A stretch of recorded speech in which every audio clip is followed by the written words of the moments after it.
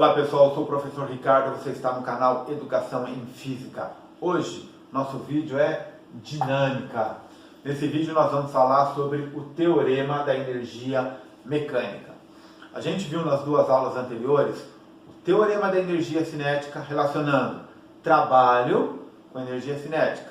A gente viu o teorema da energia potencial relacionando trabalho com energia potencial. Bom, a gente pode supor que o teorema da energia mecânica vai relacionar trabalho com energia mecânica. Antes da gente chegar no teorema propriamente dito, da energia mecânica, nós vamos ver alguns conceitos que nós vamos utilizar nesse assunto. Então preparei um quadro aqui, depois eu vou deixar vocês darem um print nessa tela, só sobre esses conceitos e depois a gente parte para chegar no teorema da energia mecânica. Bom, a primeira definição que a gente tem que fazer é definição de energia mecânica. O que é energia mecânica? Energia mecânica, pessoal, nada mais é do que a energia cinética mais a energia potencial de um corpo num determinado momento, num determinado estado. Energia mecânica é a soma da energia cinética e a potencial. Agora, a potencial a gente sabe que ela pode ser gravitacional, pode ser elástica e pode ser a elétrica. Aqui na dinâmica, praticamente a gente não estuda a energia ou não trabalha com a energia potencial elétrica. É mais a energia potencial gravitacional e elástica. Energia mecânica, então, é a soma da cinética mais a potencial. Dá uma olhada nesse desenho que eu fiz aqui na tela. Vamos imaginar, nós vamos trabalhar com esse desenho mais para frente, mas vamos apresentar essa situação. Eu tenho um bloco preso por uma mola nessa parede num plano inclinado. Quando esse bloco ele é solto, o que acontece com esse bloco? Ele começa a deslizar. Então vamos analisar aqui, ele saiu do ponto A, estava parado, certo? Saiu do ponto A, a mola não estava nem esticada, nem comprimida. Aí ele começa a deslizar por esse plano inclinado. Num instante B qualquer, quais são as forças que agem nesse bloco? Ele tem uma certa velocidade, então ele está descendo, ele pode descer até no ponto C, no ponto D aqui. Ele tem uma certa velocidade. Se ele tem velocidade, ele tem energia cinética. Se o meu nível de referência, se o meu plano de referência é aqui, a superfície onde o plano inclinado está apoiado, ele também tem uma certa altura em relação a esse plano de referência. Então ele tem energia potencial gravitacional. E se existe força elástica atuando sobre esse bloco, ele tem energia potencial elástica. Então qual que é a energia mecânica desse bloco nesse instante? É a soma da energia cinética mais a energia potencial gravitacional mais a energia potencial elástica. Então a energia mecânica nada mais é do que a soma da cinética e os diferentes tipos de energia potencial. E no ponto A, se o bloco está em repouso e a bola não está distendida, nem esticada, nem comprimida, ele só tem o quê? Energia potencial. Então toda a sua energia mecânica é a energia potencial gravitacional, certo? Então esta é a situação. Coloquei as forças que estão agindo neste momento no bloco. A força peso sempre, a normal sempre, a força elástica aqui, como a mola está distendida, ela também existe, e eu posso ou não ter atrito. Nós vamos discutir então as situações em que existe atrito e as situações em que não existe o atrito, e vamos diferenciar essas situações. Para a gente fazer isso, primeiro nós vamos definir algumas coisas. Já falamos um pouco disso nas outras aulas, mas vamos recordar. O que são forças conservativas? Forças conservativas são aquelas que o trabalho não dependem da trajetória. Lembra do trabalho da força-peso, que a gente analisou aqui, o trabalho da força elástica também? Vamos supor aqui, eu tenho essa caneta, ela tem uma certa energia potencial em relação ao meu plano de referência, que arbitrariamente eu posso definir que é a régua, posso definir que é o chão. Para eu levar esse bloco até essa régua, o trabalho da força-peso, cuidado, o trabalho da força-peso independe da trajetória. Se ele vier numa vertical, ou se ele fizer uma trajetória meio doida assim, o trabalho da força-peso é o mesmo. Então a força-peso é uma força conservativa. O trabalho dela não depende da trajetória. E o que é uma força não conservativa? Também chamada de dissipativa. O trabalho depende da trajetória. Exemplos: o atrito, resistência do ar. Forças conservativas: força-peso, força elástica, força elétrica. Vamos pensar aqui, ó. Agora essa caneta está se movendo em contato com a superfície dessa régua. Eu tenho um atrito. Ela tem uma certa velocidade, então ela tem uma certa energia cinética. Parte dessa energia cinética que ela tem está se dissipando, está se transformando em energia térmica, por exemplo, ou energia sonora, ó. Vou colocar aqui, ó. Dá para ouvir o barulho, né? Certo? Parte dessa energia cinética dessa caneta está se dissipando em energia térmica e energia sonora. E essa energia que se dissipa, acontece, essa transformação de energia cinética para energia térmica, por exemplo, energia sonora, por exemplo, é por causa do atrito. Vocês concordam que quanto maior for o percurso desse corpo em contato com a superfície, mais energia dissipada vai ter, mais a força do atrito vai atuar, mais trabalho a força de atrito vai realizar? Porque o trabalho depende do quê? Força vezes deslocamento. Então depende do deslocamento.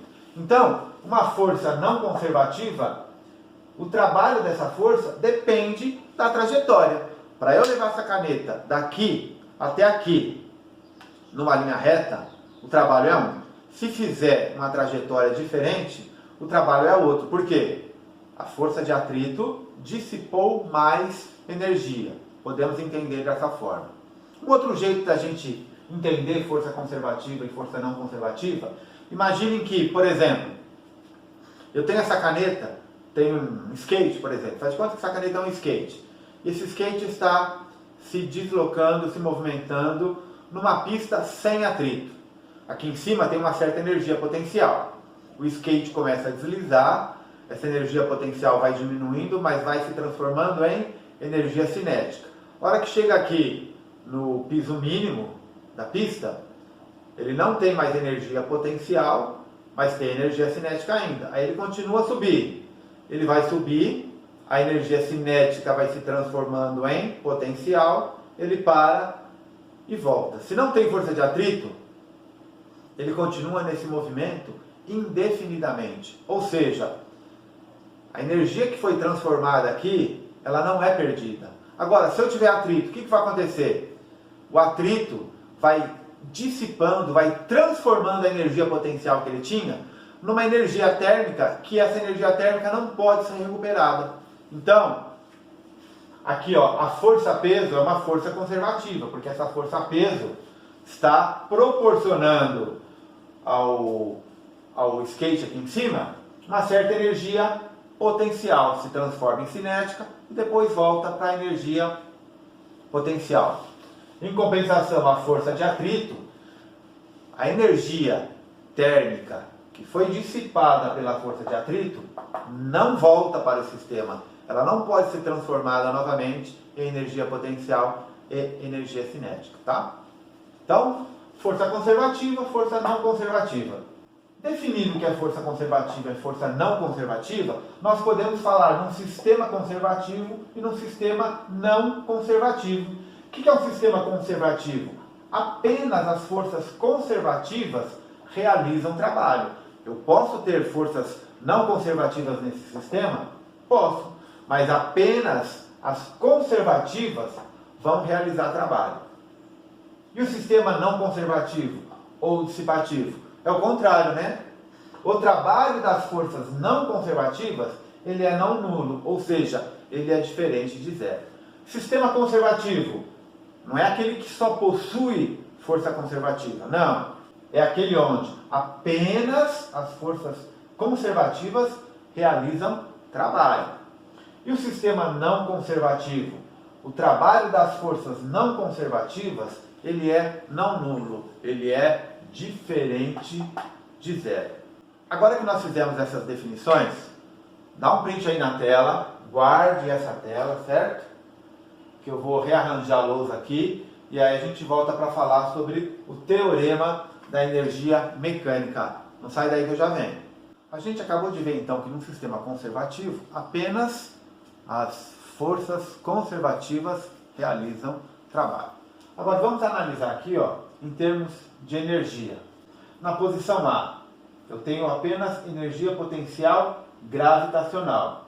O corpo está em repouso em relação ao plano inclinado, então eu não tenho energia cinética e também não tenho energia potencial elástica.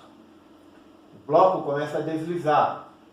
Vamos imaginar primeiro uma situação sem atrito, tá?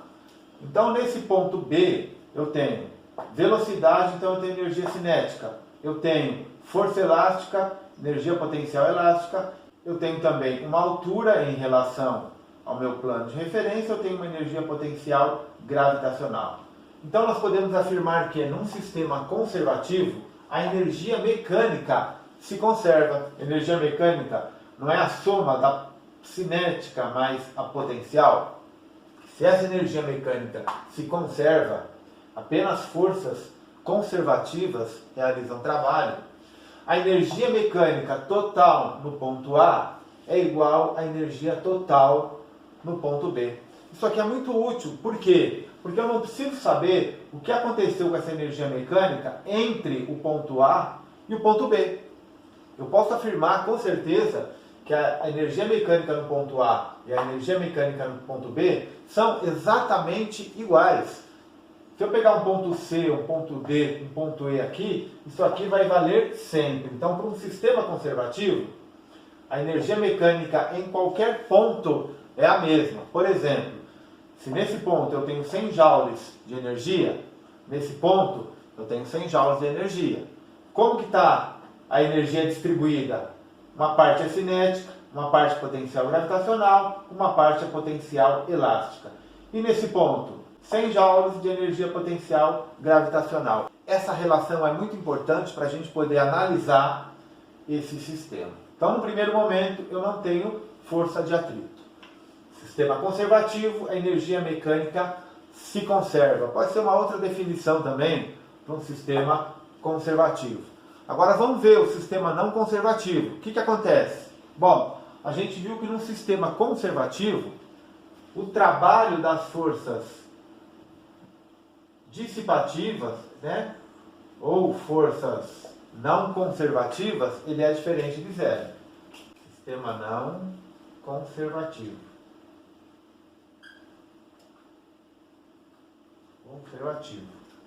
O trabalho das forças não conservativas, ele é não nulo, diferente de zero. E aí nós chegamos então no teorema da energia mecânica. O trabalho das forças não conservativas, aquela energia que era mecânica e se transformou numa outra energia que não pode ser restaurada para o meu sistema, a gente considera esse aqui um sistema isolado, certo? Essa energia agora ela não pode ser restaurada, não pode voltar para esse sistema, é a energia mecânica no estado final menos a energia mecânica no estado inicial. Nosso estado final aqui seria o estado B, nosso estado inicial aqui seria o estado A. Então o trabalho das forças não conservativas é igual a energia mecânica final menos a energia mecânica inicial. Em física, o estado final de uma grandeza menos o estado inicial dessa grandeza, o que é? Variação da energia. Então, eu posso afirmar que num sistema não conservativo, o trabalho das forças não conservativas é igual à variação da energia mecânica. E esse é o nosso teorema da energia mecânica.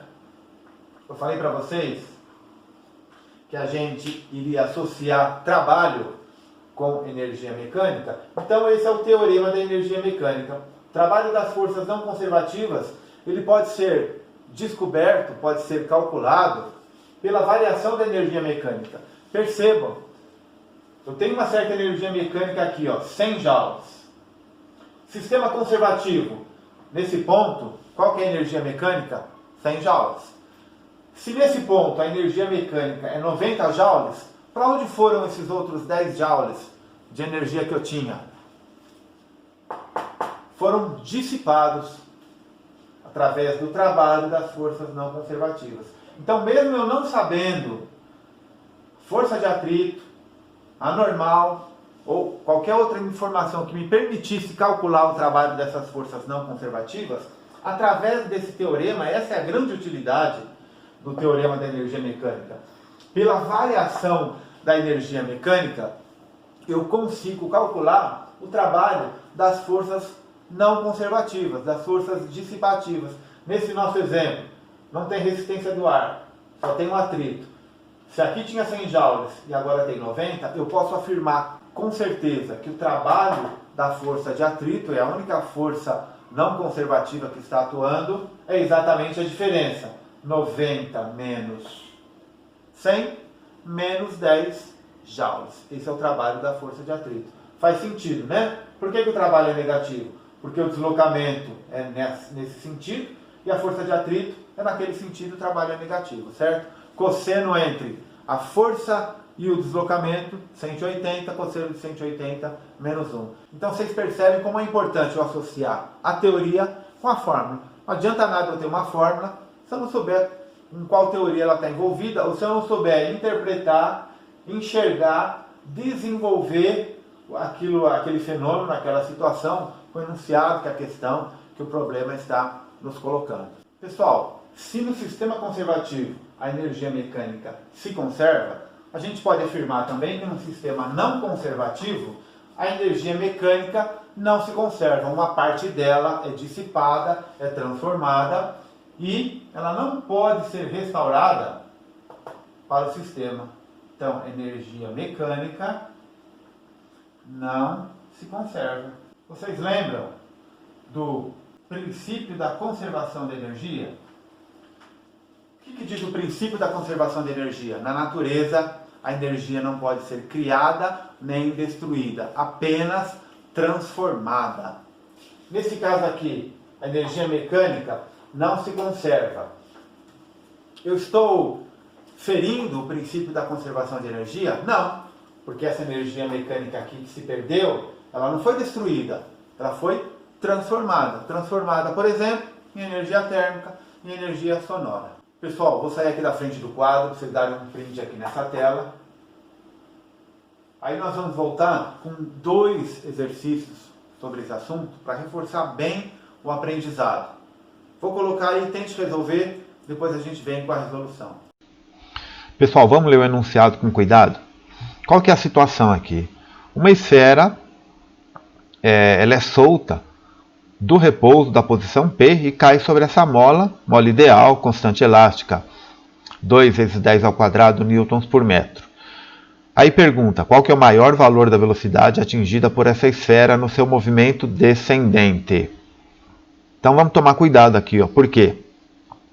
Porque o nosso primeiro impulso é achar que quando a esfera toca a mola, a sua velocidade começa a diminuir. Reparem, ela está no repouso, ela é abandonada, a energia potencial que ela tinha aqui começa a se transformar em energia cinética. E quando ela toca a mola, a velocidade dela começa a diminuir. Não, por quê? Porque a hora que ela toca a mola, quais são as forças que estão agindo sobre essa mola, sobre essa esfera? A força-peso aqui para baixo, né? Força-peso e força elástica. A força elástica começa a agir. Enquanto a força-peso é maior que a força elástica, a resultante é para baixo. Então a aceleração é para baixo. Quando que essa situação começa a mudar? Quando a força-peso fica igual à força elástica. Aí a força elástica fica maior que a força-peso, até o momento que ela para e depois ela volta. Então, o momento de maior valor da velocidade é quando a força-peso é igual à força elástica. A partir desse momento, a força elástica fica maior e a aceleração faz com que o movimento seja retardado, ou seja, aí nesse momento ele começa a perder velocidade. Então nós podemos dizer que numa certa deformação x aqui da mola, essa situação vai acontecer. Quando que vai acontecer? Bom, então vou calcular aqui, né? Quando que acontece essa situação? mg é igual a kx. Qual que é o valor desse x então? X é igual a m, 4 kg, g foi dado é 10, constante elástica, 2 vezes 10 ao quadrado. X, fazendo as contas aqui, 20 centímetros. E como é que eu calculo a velocidade? Eu sei que eu não tenho nenhuma força dissipativa atuando nessa situação, então eu sei que a energia mecânica em P é igual à minha energia mecânica, que eu vou chamar de X, por causa da deformação da mola. Qual que é a minha energia mecânica em P? É só energia potencial, né? Enquanto ele está no repouso, eu só tenho energia potencial. Então eu posso adotar como meu plano de referência esta posição aqui. A gente sabe que para adotar o plano de referência para calcular a energia potencial, isso é aleatório. Calculo a posição que eu quiser. Então, a minha energia mecânica em P é apenas a energia potencial. Que energia que é essa? mgh. Então, a energia mecânica no ponto P é a massa vezes a aceleração da gravidade. E qual que é o H? 70 mais 20. 90 centímetros. Então, a energia mecânica em P, 4 vezes 10, 40, vezes 0,9, 36 joules. E eu sei que essa energia mecânica ela é igual à energia mecânica em X, que é a energia cinética mais a energia potencial elástica. Qual que é a vantagem de eu adotar como meu plano de referência esta posição? Eu não tenho energia potencial, né? Só tenho essas duas energias aqui. Então, 36 é igual a mv ao quadrado sobre 2 mais kx quadrado sobre 2. 36, 4 vezes v ao quadrado sobre 2, que é o que eu estou procurando, mais 2 vezes 10 ao quadrado, vezes 0,2 ao quadrado, dividido por 2, isolando v ao quadrado, vai ficar como? 36 menos 2 dividido por 2, 0,2 ao quadrado, 0,04, vezes 10 ao quadrado, 4. Tudo isso dividido por... Aqui fica 2, né? Dividido por 2. 36 menos 4, 32. Dividido por 2, 16. Minha velocidade, então, raiz quadrada de 16, 4 metros por segundo. A saída para a solução desse problema é saber que o momento de maior valor da velocidade é quando a força-peso se equivale à força elástica. Nesse outro caso, um bloco de massa igual a 2 kg passa pelo ponto A, velocidade escalar 10 metros por segundo, desliza com atrito sobre o trilho e chega até o ponto B. Qual a quantidade de energia dissipada nesse trajeto?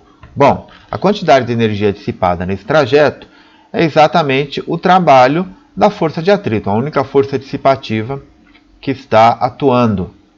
Então, eu sei que o trabalho da força de atrito é igual a quê? Variação da energia mecânica, que é igual à energia mecânica final menos energia mecânica inicial. Quem que é a minha energia mecânica final? É a energia potencial nesse ponto. mgh. E quem que é a minha energia mecânica inicial? É a energia cinética nesse ponto. mv² sobre 2. Então o trabalho da força de atrito, que é exatamente a energia dissipada, né, nesse trajeto, é igual a 2 vezes 10 vezes h, 4 metros, né, menos 2, 10 ao quadrado dividido por 2. Isso aqui vai ficar como? Vou fazer desse lado aqui, ó. 2 vezes 10, 20 vezes 4, 80. Menos 2 com 2 eu posso cortar, 10 ao quadrado, 100. Então, o trabalho da força de atrito, que vai me dizer qual foi a energia dissipada nesse trajeto, é de menos 20 joules. Lembrando, trabalho é uma grandeza escalar, pode ser positivo ou negativo. O que esse menos 20 joules está me dizendo? Que o corpo, do ponto A até o ponto B, ele perdeu 20 joules da energia inicial que ele tinha. Perdeu como? Por causa da força de atrito. Essa foi a energia dissipada no trajeto. Pessoal, esse foi o teorema da energia mecânica.